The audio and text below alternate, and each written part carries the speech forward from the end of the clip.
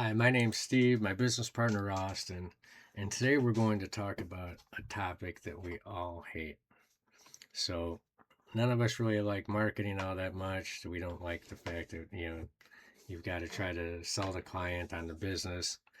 So, you go through everything, you've done everything perfect. We get to the end, and the customer says, well, I kind of need to think about this. So, so what do you do with that? And if you do nothing and say, okay, I'm not, why don't you think about it and get back to us? They're not going to get back to you. So that was as good as a no. So, you're working in the Princeton, New Jersey area. You finally get somebody on there. You've done everything good. You did it. You had a nice sales call. The discovery call was good, everything. And then you get to that. So what really was the problem? And that's what you need to get to. So, one of the problems could have been that you weren't talking to the right person. So, you weren't talking to the decision maker after all, like you may have thought. So, this may be a company, let's say they've got 10 people, and this is one of the people that gets information, but they turn it over to somebody else. If that's the case, you're not going to get this job. You need to talk to the right person, the decision maker, every time. So, how do we handle that? Well, let's look at one of the options. That's basically saying, so they just told you, I need to think about it. And you're going to say, absolutely. What part do you need to think through? I want to make sure you have everything you need to make this decision. And then hopefully they tell you what the actual problem was, because there was some reason that they didn't agree to it, and you're going to try to maybe string it out a little while longer and find out, was it price? Was it they want to compare it with other places? Was it they don't see the value in it? Are they not sure? Like, just, you need to kind of, and they probably will tell you something there. When you say, what part do you need to think through? They're probably going to say, I'm not sure if this is worth $800 a month. I'm not sure if I'm going to get that value back. So now you've got something to work with. They might tell you that, um, they know that there's other people online. They've gone to Upwork and all that. That not only don't charge 800, they could get it done for 150 for similar type of job being done. And if that's the case, if you're off by that huge of a margin, you tell them, well, go ahead and try that then and see how that works.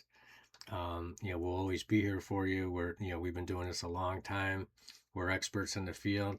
If you would like to try that, you know, see how it works for you. And a lot of times the people will come back to you. That's the beauty of it. So, all you're trying to really find out here, you're trying to keep this very low pressure, and in fact, no pressure. Just find out what the problem is, and then try to give one more little solution to what they're is holding them up, and try it from there. So I'm going to turn it over to Austin. He's got two more options for you, and then we'll finish it up. So option two, if price came up, oh, that makes sense. I'll send over a quick summary so you have something to reference. Is there a number that would have made this a yesterday? Um, this is a direct question. It's not pushy, but it helps you understand their budget without guessing and allows them you to get a like a point of reference if that makes sense. Option three. Um, if the call felt cold, oh, no problem at all. I'll follow up in a few days. In the meantime, would you like a quick example of what we've done for business like yours? Um, Now you bought time and given yourself a reason to follow up with something that's useful and not just another checking in email. The key with all three is don't be silent. A lot of times the best stuff happens in the follow up, but that's only if the follow up has a reason to exist. So, um, just leave it open for where you can swoop back up when it's time to strike. Yeah. So I think Austin brought up a good point, and it's that we would like to keep the conversation going. So if it ends up with, I need to think about it, and you say, okay, great, think about it and get back to us when you're ready, that's an automatic no. The conversation's over, done. You didn't get it. Austin's way, where you reopen the conversation, is still better. Um, it's still going to be hard to get the client at this point, but not impossible. And some clients will still come back and do it. So this is how me and Austin have done it.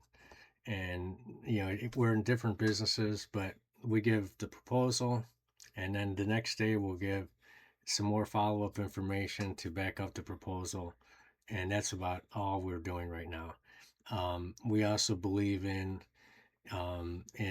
maybe a week later coming back one more time. It's not how we do it anymore, but we do believe in that. Some people follow up an extra like 3 or 4 times after that, and I think that gets to be an overkill.